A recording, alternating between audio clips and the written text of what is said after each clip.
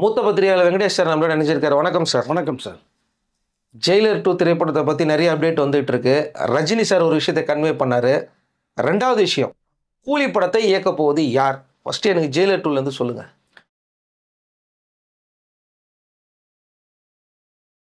Jailer 2 படம் ரொம்ப கிட்டத்தட்ட முக்காவாசி படம் ரஜினி சார் ஷூட்டிங் முடிச்சிட்டார் சார்.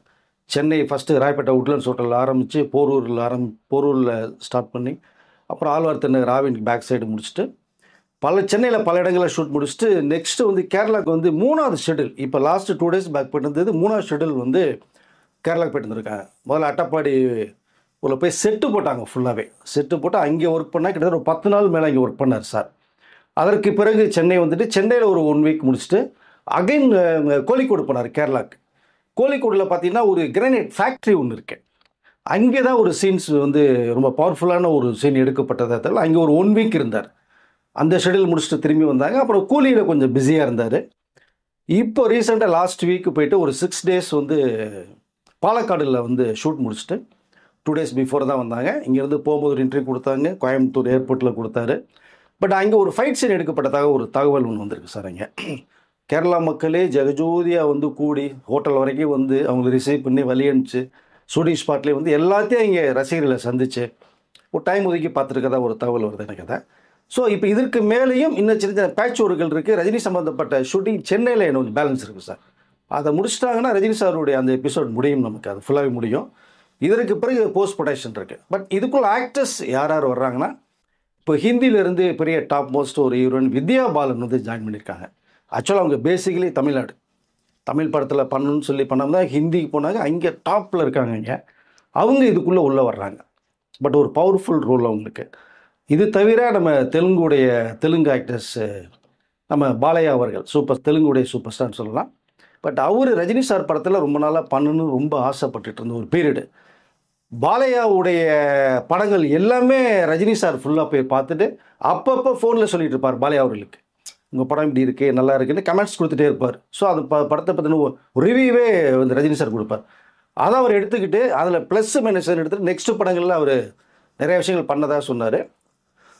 அது பிறகு பண்ணும்போது பகவத் கேசி ஒரு சூப்பர் டூப்பர் ஹிட் கொடுத்தாங்க. ரொம்ப நாளைக்கு பிறகு ரஜினி சார் படத்தில் இதுக்குள்ளே பாலையா அவர்கள் பேக் பண்ணிகிட்ருக்காங்க.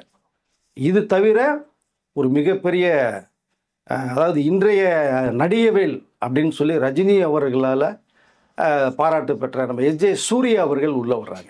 த ஃபஸ்ட்டு காம்பினேஷன் ரஜினி சாருக்கும் எஸ்.ஜே. சூர்யா அவர்களுக்கும் அவருக்கு ஒரு மிகப்பெரிய ஒரு ரோல், பவர்ஃபுல்லான ஒரு நம்ம ரஜினி சாருக்கு ஆப்போசிட்டாக ஒரு வில்லன் ரகுவரன் அப்படிங்கிற ஒரு மாஸ் அந்த வில்லன் இல்லாத குறைய இந்த ஜெயிலர் 2 எஸ்.ஜே. சூர்யா ஃபுல்லாக பண்ணுவார்னு நான் நினைக்கிறேன். நான் ஒரு பவர்ஃபுல் ரோல் கொடுத்துருக்காங்க. இது தவிர பார்ட் 1 நடித்த நம்ம மோகன்லால் அவர்கள் அண்டு ராஜ்குமார் அவர்கள் அதற்குள்ளே இருக்காங்க. அவங்களுக்கு ஒரு அருமையான சீன்ஸ் டெவலப் பண்ணியிருக்கு. ஜாக்கி ஷெராப் மட்டும் உள்ளுக்குள்ளே இருக்காரா இல்லைங்கிறத ஒரு சஸ்பென்ஸாக வச்சுட்ருக்காங்க. ஜெயிலர் உள்ள கலக்கியிருப்பார் அவருடைய கேரக்டர். பட் இவ்வளோ ஹோல் ஆர்டிஸ்ட் இதுக்குள்ளே இருக்காங்க. அதில் பிறகு நம்ம இந்த ரம்யா கிருஷ்ணன் அந்த மருமகளை பண்ணவங்க. ஸோ எவ்ரிதிங் ஃபுல் ஒரு பேக்கேஜ் ஆர்டிஸ்ட் உள்ளுக்குள்ள படம் பிரமாதமாக வந்திருக்கு. முத்துவேல் பாண்டியன் கலக்கியிருக்காரு. அதுக்குள்ளே ஃப்ளாஷ்பேக் ஒன்று ஒரு 10 நிமிஷம் காமிச்சிருப்பாங்க. இதில் கொஞ்சம் ஃபுல்லாக எக்ஸ்டெண்ட் டெவலப் பண்ணி கேரக்டரை வேறு மாதிரி கொண்டு வந்துருக்கிறதா நமக்கு கிடைச்ச ஒரு தகவல். பிரமாதமாக ரஜினி சாருடைய பெர்ஃபார்மன்ஸ், ஒரு கண்டென்ட், ஒரு சென்டிமெண்ட், ஒரு ஆக்ஷன் அப்படிங்கிறது மாதிரியான ஒரு மேக்கிங்கில் படம் உருவாகிட்டு இருக்கு சார். Okay sir. இப்போது திடீர்னு பார்த்தீங்கன்னா தேதி எல்லோரும் என்ன சொல்லிக்கிட்டு இருந்தாங்கன்னா ஏப்ரல் மாதம் தான் இந்த திரைப்படம் வெளியாகும் அப்படின்னு எல்லோரும் எதிர்பார்த்துட்டு இருந்தாங்க. இப்போ சடனாக பார்த்தீங்கன்னா டேட் மாறுது அப்படின்றாங்க. எதனால் இந்த மாற்றம்? முதல்ல ஏப்ரல் 14th பிளான் பண்ணாங்க சார். அந்த வெக்கேஷன் நல்லா இருக்கும். தமிழ் நியூ இயர் அந்த பக்கம் ஒரு 5 days நமக்கு ஃபுல்லாக லீவில் மாட்டோம் அப்படிங்கும்போது அதை ஒரு கால்குலேட் பண்ணாங்க. இப்போ என்னென்னா அதில் ஒரு சிக்கல் வருதுன்னா மே மாதம் நம்ம தமிழ்நாட்டுடைய சட்டமன்ற தேர்தல் வருது. இப்போ அந்த நேரத்தில் ஏப்ரல் 14th எல்லாமே ரொம்ப பிஸி ஷெட்யூலில் இருப்பாங்க. ஆமாம், அது ஒரு காரணமாக பேசப்படுது. இரண்டாவதாக பார்த்தீங்கன்னா இன்னும் ஷூட்டிங் கொஞ்சம் இருக்குது. அதில் போஸ்ட் ப்ரொடக்ஷன் ஒர்க்கு ரொம்ப ஹெவியாக போகுது. அதில் இது கிராஃபிக் ஒர்க் கொஞ்சம் இருக்குது, சிஜி ஒர்க் இருக்குது, டிஐ ஒர்க் இருக்குது. ஸோ இதெல்லாம் கொஞ்சம் பார்க்கும்போது டியூரேஷன் நமக்கு டைமாக இருக்கிறதா ஒரு தகவல் வருது. அதனால் ஏப்ரல் 14th டிக்ளேர் பண்ணுவேன்னு சொல்ல ரஜினி சார்கிட்ட ஏர்போர்ட்டில் ஒரு இன்டர்வியூ கேட்கும்போது ஜூன் 12th அப்படிங்கிற மாதிரி ஒரு தகவலை சார் சொல்லிட்டு போயிருக்காங்க. ஆனால் மேயோட எலெக்ஷன்லாம் முடிஞ்சு போச்சுன்னா ஜூன் ஃப்ரீ ஆகிடும், ஓப்பனிங் ஆகிடும். அப்படிங்கிற அந்த ஒரு பார்வையாக தான் இருக்குது. பட் ரஜினி சாருக்கு எந்த மாதம் எந்த டேட் வந்தாலும் அது தீபாவளி தான், பொங்கல் தான், திருவிழா தான், அது ஒன்றும் மாற்று கருத்தே கிடையாது. அதனால் ஜூன் வந்தாலும் எல்லாமே கரெக்டாக இருக்குங்கிற ஒரு சின்ன கால்குலேஷன் பண்ணியிருக்காங்க. இப்போவே வந்து பார்த்தீங்கன்னா ஒரு படம் வந்து தேட்டரில் எந்த அளவுக்கு சக்ஸஸ் அப்படிங்கிறது மாதிரி இன்றைக்கி ஃபஸ்ட்டு ஓடிடியை தான் எல்லாரும் சொல்கிறாங்க. ஓடிடியில் இந்த படம் எவ்வளோ பிஸ்னஸ் பண்ணியிருக்குது, ஓடிடியில் மக்கள் எந்த அளவுக்கு வரவேற்பு இருக்குது அப்படிங்கிறதான் சொல்லுவாங்க. ஜெயிலர் வந்து ஓடிடியில் வந்து ஒரு பெரிய சக்ஸஸ் பண்ணி கொடுத்தது. எஸ் எஸ் அந்த நிறுவனத்துக்கு, வாங்கின நிறுவனத்துக்கு, பிரைமுக்கு. ஸோ இது எப்படி சார் பிளான் பண்ணிட்டு இருக்காங்க? ஜெயிலர் 2 இப்போவே வந்து ஸ்டார்ட் பண்ணியிருப்பாங்களா, நான் வாங்குறேன் நீ வாங்குறேன் அப்படிங்கிற மாதிரி? ஏன்னா ஆல்மோஸ்ட் 80% ஒர்க்கும் முடிஞ்சிருச்சு. ஜெயிலர் 1 அந்த பிஸ்னஸ் சேல்ஸ் வச்சு இது கொஞ்சம் சாலிடாக ஹெவியாக தான் ஒரு அமௌண்ட் பேசப்பட்டிருக்க ஒரு தகவல் சார். டிஜிட்டலே 130 கோடிக்கு மேலே பேசப்பட்டிருக்கிற ஒரு தகவல் வருது. பட் சன் நெட்வொர்க் வந்து கையில் வச்சுருக்காங்க, பட் பேசிகிட்டு இருக்காங்க. பட் இந்த படத்தினுடைய ரேஞ்ச் வேறு மாதிரி இருக்குங்கிற மாதிரி ஒரு கால்குலேஷன். ஏன்னா ஜெயிலர் 1 வந்து ஓடிடியில் மிகப்பெரிய இது கலக்குச்சு. ஓடிடிலையும் தியேட்டரில் வந்து கலக்குன்னா ஓடிடிலையும் வந்து வேறு லெவல். அதனால் இது 130 கோடிக்கு மேலே பேசப்பட்டு இருக்கதா ஒரு தகவல் வருது. பட் எல்லாமே இப்போ என்னென்னா பிளாக் பண்ணி தான் வச்சுருக்காங்க சன் நெட்வொர்க்.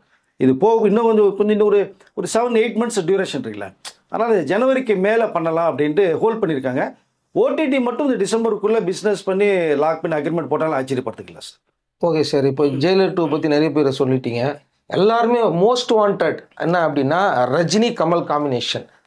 இது வந்து வெளியில் பாலிவுட் இண்டஸ்ட்ரியில் கூட வந்து பார்த்திங்கன்னா பயங்கரமாக அதை பற்றி பேசினாங்க. இது என்ன பாசிபிலிட்டி போயிட்டுருக்கு? நிறைய நியூஸ் வருது. இப்போ அதோடைய கரண்ட் சுச்சுவேஷன் என்ன? இது வந்து சார் இந்திய திரையுலகமே எதிர்பார்த்துட்டு ஒரு படமாக வந்து இப்போ வந்து இது வந்து ஒரு பேசும் பொருள் ஆயிடுச்சு சார். இப்போ ஏன்னா 46 வருடங்களுக்கு முன்பாக நடித்த அதாவது இரு துருவங்கள்னு கூட இண்டஸ்ட்ரியில் பேசப்பட்டது. ஆனால் அவர்கள் நண்பர்கள் ரஜினியும் கமலும் கிட்டத்தட்ட 25 படங்களுக்கு மேற்பட்டு நடித்து, பட் இப்போ 46 வருடங்களுக்கு பிறகு ஒன்று சேர்ந்து நடிக்கிறதுங்கிற மிகப்பெரிய ஒரு ட்ரீம் 2 பேருக்குமே இருக்குது. கமல் கலையுலக அண்ணா கமல் தான் சொல்லுவார். அவரோட நடிக்கிறது எப்போவுமே ரஜினி சார் விருப்பப்பட்டது ஒன்று. கமல் தான் விலகி போனார். ரஜினி சார் நடிக்க வேணான்னு முடிவு பண்ணது அவர் தான். பட் அவருக்கே இப்போ விருப்பம் வருது, இல்லை ரஜினி சாரோட நம்ம சேர்ந்து பண்ணால் வேறு லெவலில் இருக்குங்கிற அவரோட முடிவுக்கு வர்றார். பெரிய பிஸ்னஸ் கிட்டத்தட்ட இது 1500 கோடிக்கு மேலே தாண்டுற அளவுக்கே இருக்கும் சார். 1000 கோடிக்கு பிஸ்னஸ் பண்ணுறதுக்கான வாய்ப்புகள் நிறையவே இருக்கும்னு நினைக்கிறேன் நான். பட் 47 வருடங்களுக்கு பிறகு இணைய போகிற அந்த 2 பேருக்குமே ஏற்ற ஒரு கதை இன்னும் ரெடியாக இல்லை. ஃபர்ஸ்ட் ஆஃப் ஆல் அதான் ஈக்குவலாக இருக்கும். ஆமாம், உங்களுக்கு சைமல்டேனியஸ் அது ஸ்ட்ரென்த் 2ஆக இருக்கணும் சார். 2 பேருக்கும் ஈக்குவலாக இருக்கணும் சார். அது வந்து ரஜினி சார் விட்டு தர மாட்டார். 2 பேருக்கும் சரிசமாக இருந்தால் மட்டும்தான் கதையை ஓகே பண்ணுவார். ஏன்னா அவர் சொன்னதே பார்த்தீங்கன்னா இன்னும் கதை ரெடியாகலை, அந்த கேரக்டர்ஸ் இன்னும் ரெடியாகலைன்ற ஒரு விஷயத்தை இப்போ சொல்லியிருக்காரு இன்டர்வியூ. அதற்கு பிறகு தான் டைரக்டர் இந்த முடிவாகணும்னு விஷயத்த அவர் வந்து ஓப்பன் பண்ணிட்டு போயிருக்காங்க. இதுக்கு ஒரு காரணம் பேசப்பட்டது என்னென்னா, அடுத்த ஒரு படம் பண்ணும்போது வேற ஒரு இயக்குனரில் பண்ணி அந்த கதை உருவாச்சுன்னா நல்லா இருக்குங்கிற ஒரு பார்வை தான். ஏன்னா ஒருத்தர்கிட்டே ஒருத்தர் போகிறத விட நெக்ஸ்ட் லெவலில் போகும்போது நல்லா இருக்கும் அப்படிங்கிறது. பட் எந்த டைரக்டராக இருந்தாலும் ரஜினியும் கமலும் சேர்ந்து நடிக்க போகிறதா 2 பேருமே கன்ஃபார்ம் பண்ணிட்டாங்க. கமலுடைய சொந்த பெண்டர் ரெட் ஜெயின் மூவிஸ் 2மே கலந்து பண்ணுறாங்க.